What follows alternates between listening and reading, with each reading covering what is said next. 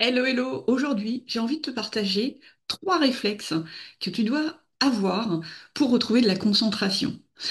Peut-être que tu penses que tu as une concentration de poisson rouge. Peut-être que tu penses que ça ne reviendra jamais. En tout cas, aujourd'hui, ce que j'avais envie de te partager, c'est mon expérience vis-à-vis du sujet. Et tu sais quoi? Eh bien, ce petit tableau-là, c'est celui qui apparaît dans mon profil. Il m'accompagne encore beaucoup, en tout cas.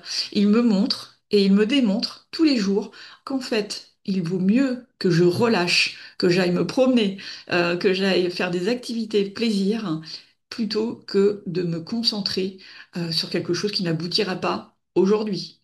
Aujourd'hui, je dirais que je repère beaucoup plus vite mes signes d'alerte. Par exemple, si je perds le fil de mes idées alors que je suis en pleine conversation avec quelqu'un, si j'ai des trous noirs, voilà, je trouve pas de solution. Il n'y a rien qui vient là derrière tous mes questionnements. Ou encore, si je me compare, si je doute de moi, si je jalouse même certaines personnes, ça c'est un signe pour moi.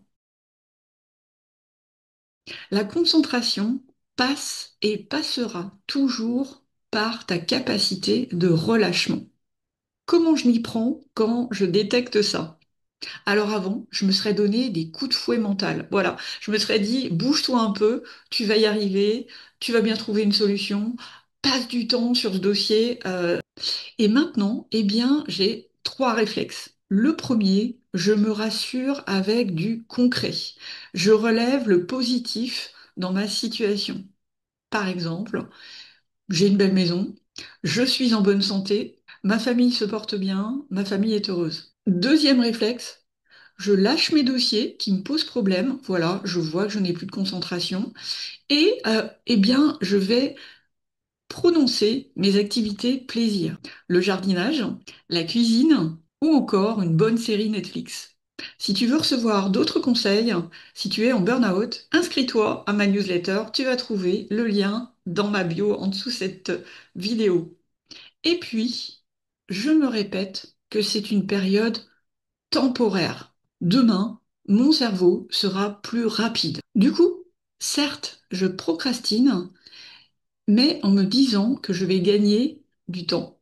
C'est-à-dire qu'aujourd'hui, un dossier qui va me prendre 3 heures, demain, eh bien, je bouclerai mon affaire en 1 heure de temps. En résumé, se forcer à se concentrer quand on a un problème de fatigue mentale ne sert à rien.